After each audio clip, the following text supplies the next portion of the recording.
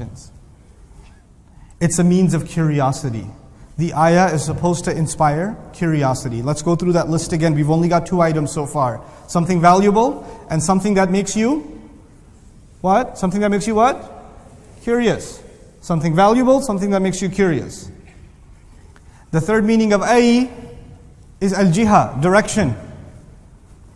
An ayah is something valuable, it's something that makes you curious, and something that points to a direction. When they look at the leftovers of the camp, they know that the camp went in that direction. Every ayah of Allah is pointing to a direction, and that direction is Allah Himself. Every ayah of Allah is pointing back to Allah. It is giving you directions to Allah. So the first one was what? You call it out loud, nice and loud. You guys, there's many of you here. Valuable. What second? Curious. Third, direction. At-ta'ajjub, something amazing is also called an ayah. That's why they say, Ayyu rajul hadha, what kind of an amazing guy is that? Amazing thing. Ayyu bayt, what an amazing house. An ayah is something valuable, something amazing. Now, it's supposed to make you wonder. You know, people who don't believe in God, people who don't have religion, they're pretty depressed. They're never amazed. Look at the bright sunny morning, subhanallah. Yeah, so sunny. So hot. The believer looks at the creation of Allah and he is amazed. She's amazed. The disbeliever says, they're just depressed. They're not amazed by it. They're never impressed. And the believer is constantly impressed because every ayah is a source of amazement, of wonder. Then, an-nida wa tanbih, beautiful. The word ya, you know, have you heard the phrase ya ayyuhalladhina amanu? Have you heard that before? Ya ayyuhalladhina amanu. The ay in ayyuha is adatu tanbih wa nida. What that means in simple English is the ay part is there to get your attention and it is calling to you. Every ayah is calling you and trying to get your attention. Every ayah is calling you and trying to get your attention. In other words, human beings must pay attention to the reality around them. Everything around them, if you pay attention to it, you will learn lessons. If you don't pay attention, you'll learn nothing. So it's a means of getting your attention. That's a tanbih. The word ayah, another derivative of it is the word E. E is actually an Arabic word, E. E means yes. Like if somebody's talking to you and say, hey, did you go to divine speech? They say, E. That means yes, absolutely. Now, those of you that know some Arabic, what's the other word for yes? Na'am. Na'am. But E is used when you are absolutely convinced and you say, yes, I got it. It's yes when you are absolutely certain. In other words, the ayah is a means of bringing you certainty. It will give you conviction. It's a source of conviction in ayah. The ayat are enough for you to be convinced. As part of that, I want to share something on the side with you. This is, again, an important philosophical point. The Quran is beautiful and because it's made of ayat, and the ayat are supposed to give you conviction. They're supposed to convince you that they are from Allah. But the Quran itself teaches you, إِنَّ فِي السَّمَاوَاتِ وَالْأَرْضِ آيَاتٌ لِلْمُؤْمِنِينَ. The skies and the earth already have ayat enough for people who want to be convinced. The skies and the earth have ayat, not just for you to think, but also to be convinced. In other words, conviction comes from all the ayat, not just the ayat of the Quran, the ayat of the sky, the earth, all existence. They're also ayat and they're enough to give you conviction too. Subhanallah. Every ayah is enough to give you conviction. And we'll see the implications of that, inshallah, as the day progresses. 2 more left. I'll go through it again. The first meaning of ayah, by the way, was something valuable. Then we talked about a curiosity. Then we talked about direction. Then we talked about being amazed. Then we talked about something that's calling you. Then we talked about, certainty. Now we're going to talk about the word ayah meaning meaning itself. Ay means meaning. Like in you're reading tafsir, they say هذه الكلمة أي تلك الكلمة. They say this word means that word. Ay actually means meaning itself. You know why that's beautiful? Because Allah is saying everything doesn't just have value, it has meaning. It's something meaningful. For someone who doesn't believe in Allah, the universe has no meaning. Life has no meaning. It's pointless. It's purposeless. The word ayah itself indicates that it has meaning. It has substance. Then this is why the next meaning of ayah, the verb that comes from ayah is ta'ayya, yata'ayya, which means to have intention, strong intention and motive. The ayah gives purpose. To have purpose is inside the word ayah. And finally, the ayah is what you commonly know as al-alama, a sign. Have you heard the translation of ayah as a sign before? Right? And that's part of the meaning of an ayah. It's a common usage of the word ayah as a sign. All of this is what an ayah is. Now you tell me, how unfair is it to call it a verse?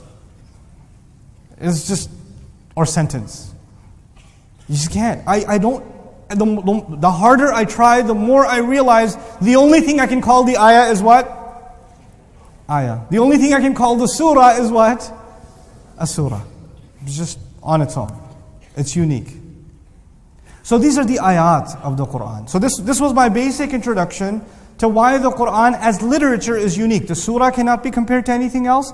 The ayah cannot be compared to anything else. And in the macro studies, we'll even look at the word Quran. The name of the book altogether, Quran. And we'll look at that and say, what's the benefit of calling it Quran? Does it give us some clues as to how we can understand it better? But that's tomorrow, inshallah ta'ala. Now let's talk a little bit about Arabic before I give you your break. A little bit about Arabic, an introduction to Arabic. It's not an Arabic class. But those of you that are writing this down, here's what you're going to write down. There are 3 kinds of Arabic. There are 3 kinds of Arabic. The first one is spoken Arabic.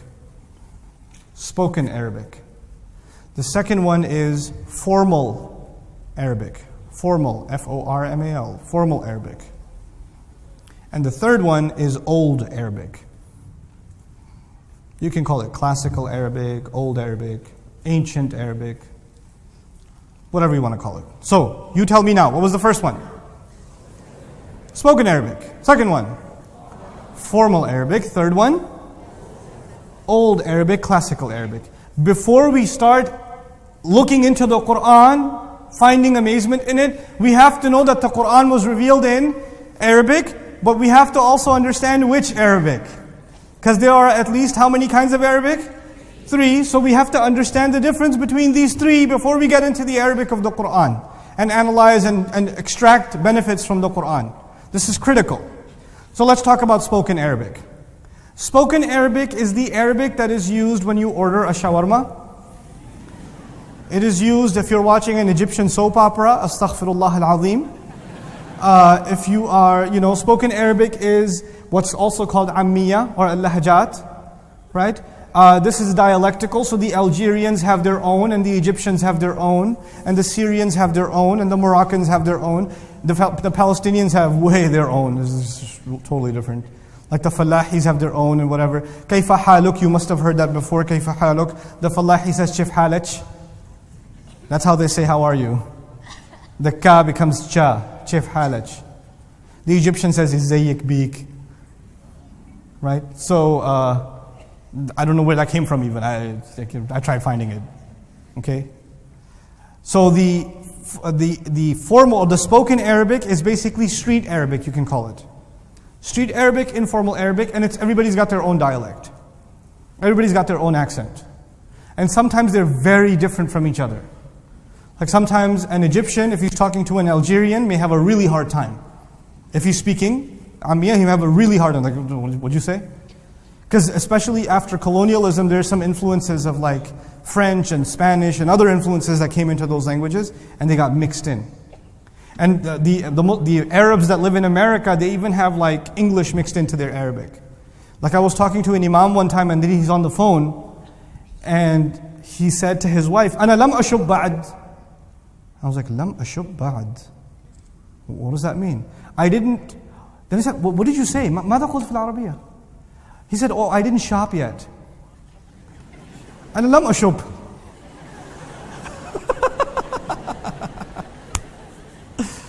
So shappa yashuppu became his verb for shopping.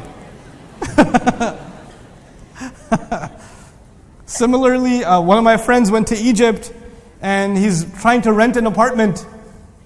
And he goes, هذه الشقة مليت. مليت. And he's like, مليت? What's مليت? I've never heard of. Oh, مليت, well lit. From light. So it's spoken Arabic. Okay, there are no rules. You can make it up as you go. Okay. The second kind of Arabic is what? By the way, the Quran is not in spoken Arabic. You should know. Alhamdulillah. The second is what? Formal Arabic. Formal Arabic is the Arabic of the newspaper, the Arabic maybe of Al Jazeera, the Arabic of the khatira and the lecture done by most shuyukh, the lectures that you listen to, that you download. Those of you who are students of Arabic, you listen to lectures of sheikhs in Arabic. That's formal Arabic, but sometimes they tell you a joke, then they switch over to Ammiya immediately. Right? So they do that sometimes. So, and sometimes, for example, I love listening to Sheikh Muhammad Ratib al-Nabulsi, for example. It's really nice, clean. He's like your uncle sitting next to you, holding his arm over your shoulder, telling you a lecture. He's so nice. And you just feel happy and cuddly inside when you listen to Sheikh Muhammad Ratib al-Nabulsi. And he's got this wonderful explanation of the entire Quran online. We had the honor of him visiting our campus not too long ago in Texas. He visited, mashallah. So anyway, so he's talking and he's giving his lecture. In the middle of it, sometimes because he gets fired up, he goes back to his Syrian dialect. Right? And in the Syrian dialect, they use fi, the word fi, which in Arabic, in actual formal Arabic, it means in. But in informal Arabic, in spoken Arabic, it means there is. There is. So he says, fi sayyare, fi bayt, fi shukke, fi this, fi that, fi the other. I was like, fi? What's inside a car and inside an apartment? Because there's an apartment, you have a this, you have a that, you have a that. So he uses the word what? Fi. Fi. Okay? There's a crazy story, but I might as well tell you. The Urdu speakers, any Urdu speakers here? Urdu speakers, like 2 of you? Very good. Congratulations. Okay, so the word fi, the word mafi is an Urdu word, means sorry. Mafi means sorry. But mafi in Arabic does not mean sorry. You know what mafi means in Arabic? There's nothing. There's nothing. Like you go to the Arab guy and you say, Pepsi? Mafi. Chocolate? Mafi. Okay, Coke? Fi. You understand? So the Urdu speaker says mafi means what? Sorry. And the Arab speaker says mafi means nothing. Or there is nothing. Poor Pakistani guy, he goes to Umrah and he's standing at the haram, he's going, Allah mafi, Allah mafi, Allah mafi.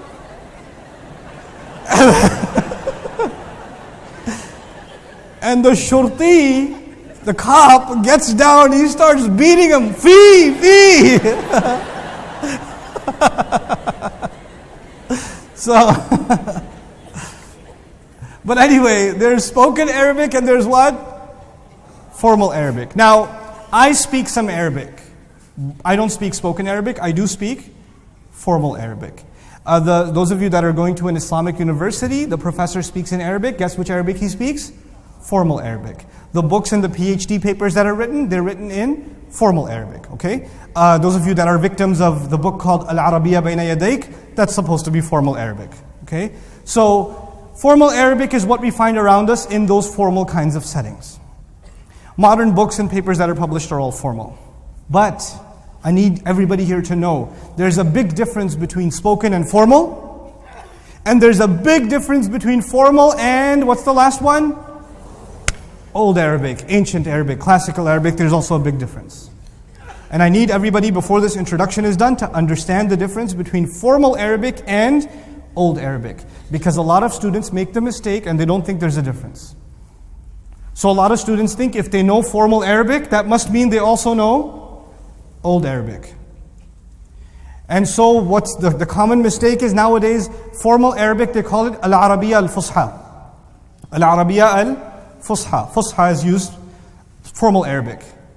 And so they say the Quran is in Fusha. And I'm also learning what? Fusha, which means it's the same. Fusha is Fusha. But actually, this is Al-Arabiya al-Fusha al-Mu'asira. And there's Al-Arabiya al-Fusha al-Qadima. There's modern Fusha and old Fusha. You have to maintain a difference between those two if you're going to make correct analyses of the Quran. Now let's understand why there's a difference between those two. The Arabs at the time of the Prophet ﷺ, and even before that time, for thousands of years, even before that time, they lived in a desert. They lived in a place that did not have a lot of rivers and trees and greenery, and they definitely didn't have oil yet. Like, it was just desert. Now, in that environment, who were their neighbors? The Romans were their neighbors. The Abyssinians were their neighbors. The Persians were their neighbors, right? They had these kingdoms and empires that were their neighbors. But everybody left the Arabs alone. You would think the Romans would want to conquer more territory and take over the Arabs. You would also think that the Persians would like to conquer more territory and take over the Arabs. Because if you know something about big superpowers, they like to expand the size of their backyard. So the question is, how come nobody cares about what? The Arabs. How come nobody took over? And if they wanted to, could they have taken over? Yes, because they have massive armies, huge armies, and the Arabs had nothing, no resources. They were a Bedouin people. Easy to take over. The simple answer to why they didn't take over is there was no oil yet. Okay? That's the simple answer. Why should we send my soldiers, why should we send our soldiers to get barbecued in the middle of the sand? For what? Leave it alone. And if the Romans try to take over a little bit, then who will get nervous? The Persians on the other side. Because, you know, between two countries, usually there's a border and there's a no man's land. I love that name, no man's land. Right? It means I own a lot of land in the world. Okay, so the Arab land actually became a kind of no man's land. Because if the Romans move in or the Persians move in, then the other party gets nervous and it might break out into a war, so everybody left it alone. So the Arabs were basically left alone. Now when you are left alone, simple question, when you are left alone, who do you talk to? Each other. You only talk to each other. You don't really talk much to people outside because you're only mostly spending time with each other. It's true, some Arabs did some trade, but for the most part, a lot of people didn't come in. People only went out and came back in. So it was an isolated culture for the most part. When that culture was isolated, Arabic became more and more and more refined, and it took less and less outside influence. Why is the apartment guy in Egypt saying this apartment is mulayyat? Why is he saying that? Because he's influenced by what? English, movies. There's outside influence. Outside influence affects language, doesn't it? It affects language.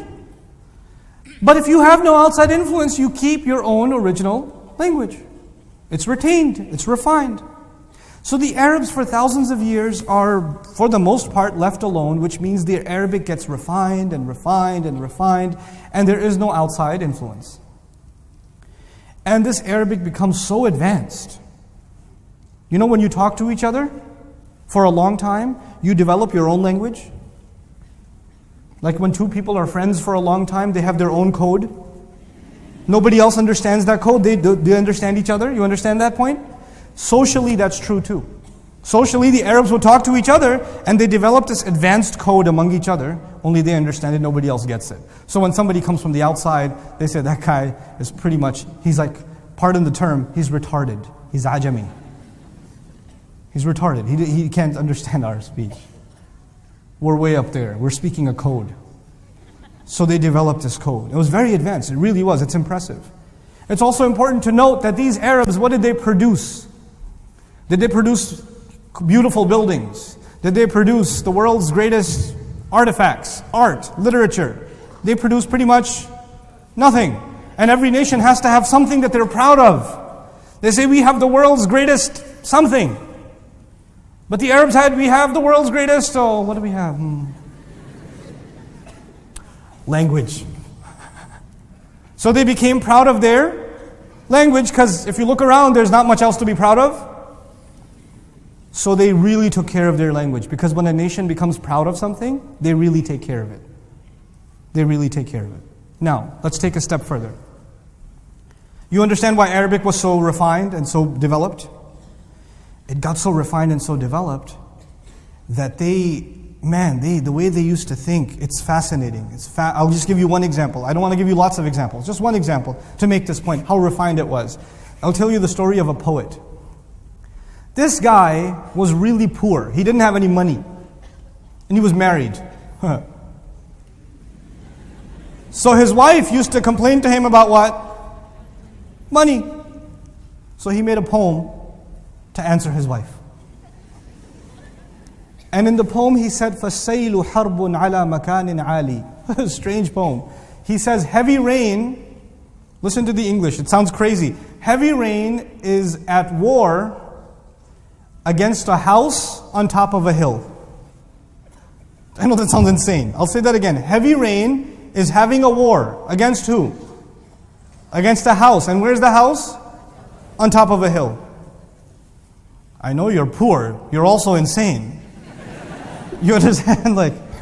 But this was actually his genius. He was speaking code. Let me decode it for you. Imagine there's heavy rain. Imagine there's a hill. There's a mountain. And on top of the mountain there is a house. When it's raining, where does the water go? Does it stay on the top or does it go to the bottom? It goes to the bottom of the hill, yes? So it floods the bottom. But the house, it attacks the house, but it never stays there. The attacks all fail because the only flood that happens is at the bottom. The poet is saying, wealth comes from Allah, wealth comes from the sky, but I'm a high person. Whenever wealth comes to me, it leaves me. And the people that are wealthy are down there in the flood, in the mud.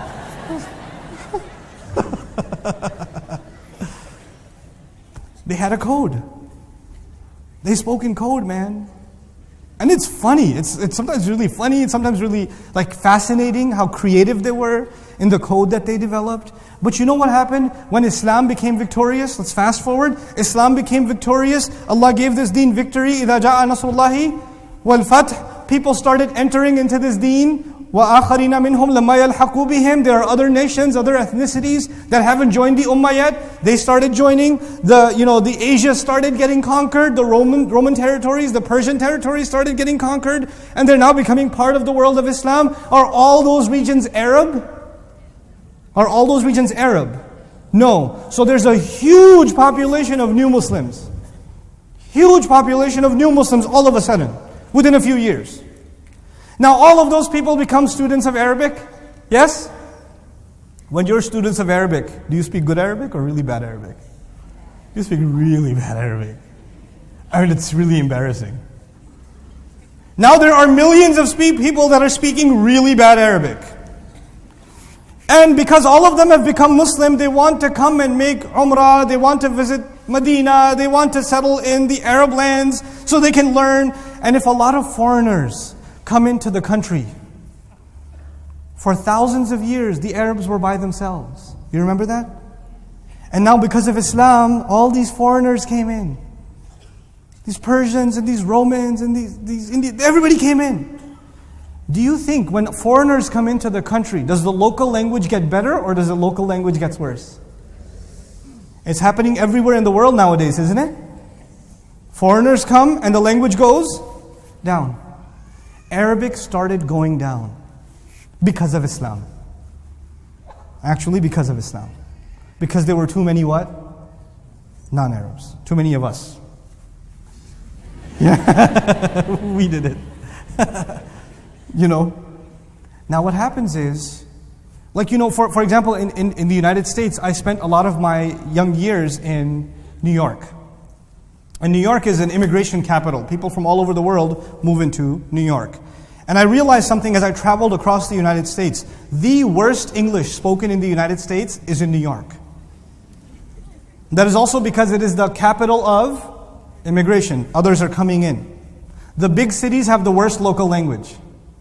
I bet you the villages in Malaysia have a lot better local language than the city in Malaysia. Kuala Lumpur probably has much worse. I guarantee it. Why? People are coming in from the outside. Foreign influence. You understand? So now Arabic starts going down. And you would think this happened hundreds of years over time. Does it take a long time for a language to go down or a short time? We should know the answer to that nowadays. It takes a very short time. It takes an extremely short time. I've had personal experience with this. I learned Urdu in a Pakistani school until I was maybe 15 or 14 years old. And then I left the country. I've never been back to Pakistan since. So the only Urdu I know is from when I learned back then. This is 20 years ago. Now, after all these years, I was asked to give a lecture in Urdu. So I gave a lecture in Urdu, but which Urdu do I remember? The Urdu I learned in school. So I started getting complaint emails. Your Urdu is too complicated. Use more English words in your Urdu. I said, what happened here? You know, because even in Pakistan, the Urdu of 20 years ago is not the Urdu now. It's gone. So the people from back then don't speak the language that they speak now. It's deteriorated. You understand? So now, having said that, let me tell you, even the Sahaba noticed. Did you know that? Even the Sahaba noticed that Arabic is going down. There's an interesting narration of Ali radiallahu anhu. He was walking by and he saw some kids playing with each other. And they're talking to each other. And he said, هذه ليست لسان هذا ليس لسان العرب. This is not the language of the Arabs. They're talking to each other, the Arab kids talking to each other in Arabic. And he's saying, that's not Arabic. What's going on here? Language is going down. It's crazy. The state of emergency were being noticed by people like Umar radiallahu anhu, Ali radiallahu ta'ala anhu. There are narrations about this. Arabic is going down. Therefore, there were actually, now I'm at the conclusion of this introduction, there were three movements in Islam, the three protection movements. There was the movement to protect the Quran, there was the movement to protect Hadith, and there was the movement to protect Arabic. There were three movements. Most of the time people know about two movements. Which two movements? The movement to protect the Quran and the movement to protect Hadith. But they don't really remember the movement to protect Arabic. How do you protect Arabic though? All the big cities of Islam are getting contaminated by foreigners. So you cannot get good Arabic in the cities anymore. If you want to get the good, clean, old, unfiltered, uncontaminated Arabic, you must go to the villages. You must go out in the desert that's still empty and go find the Bedouins that are still speaking the Arabic. So you find the stories of ulama like Ash-Shafi'i rahimahullah, Al-Asma'i and others. They leave the city and they go out in the desert and they're just sitting out traveling in the desert, and you think, oh, they traveled in the desert because of taqwa, because they didn't want to be in the city, because it was too mulayyat. You know?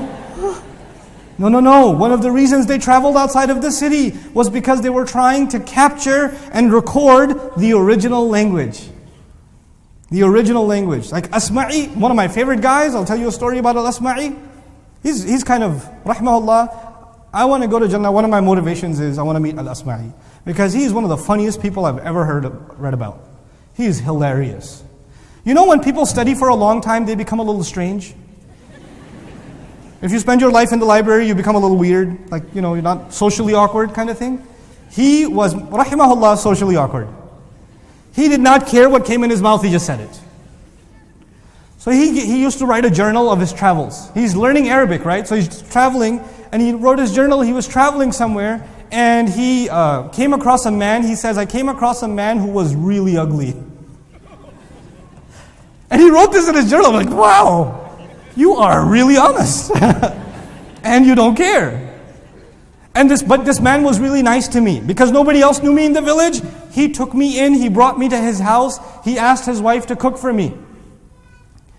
So, his wife was cooking for him and she brought the food. And he said, I looked at his wife for 1 second, and I remember she was extremely beautiful. He wrote that down too. And a normal alim would not write that down. This is Al-Asma'i. He doesn't care. And then he wrote down, and when she left the room, I talked to, she could still hear him from the kitchen. He talked to the husband, he said, كيف هذا? How did this happen?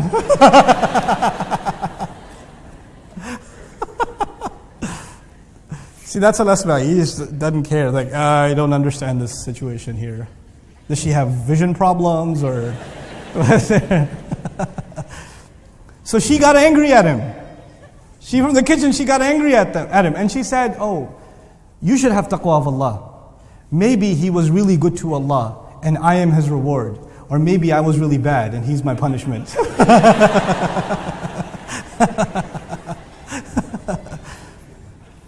So Al-Asma'i, I brought up Al-Asma'i because he actually went on these strange journeys only to do what?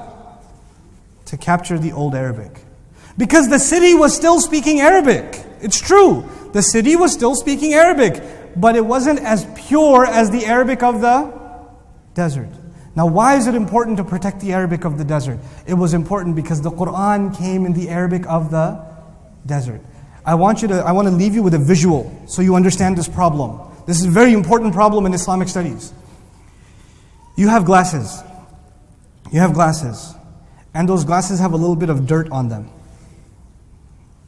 When you put those glasses on, and you don't even realize they have dirt on them. Everything you see looks what? Everything you see looks dirty. It doesn't look clean. Because you have what? Dirt on them. Sometimes your laptop has a stain on the screen, but you're looking at the file, the video, or the image, and you're like, that's kind of... You can't tell that that's a stain on the screen. It looks like a stain on the image itself. You understand? You have this dirt on the glasses. You don't think it's the dirt on the glasses. You think it's the dirt on what you see. Now, Arabic, old Arabic is clean glasses. Old Arabic is what? Clean glasses. And new Arabic is... The new formal Arabic even is still what? Some kind of dirty glass. Now when you're looking at a diamond with dirty glasses, you see something shiny but it's still dirty. Not that impressive. You look at the same diamond with what? Clear glasses, and what do you see? Oh my God, that's amazing. That's incredible. The problem is not with the diamond, the problem is with your glasses. We have to look at the Quran not from formal Arabic, but from classical Arabic. The problem is classical Arabic died. It died in the desert. Thank Allah they protected it. So we can go back and dig and find those meanings again. How many meanings I gave you of the word ayah today? You will not get those meanings of the word ayah in which Arabic? Formal Arabic. You will only get the meaning of the ayah in what? Classical Arabic, because the modern Arab, even if he speaks really good Arabic, does not know that Arabic anymore. It died. It's a history study now. It is a research study now. So we have to go back and learn that language and study that language so we can analyze the Quran with the proper lens.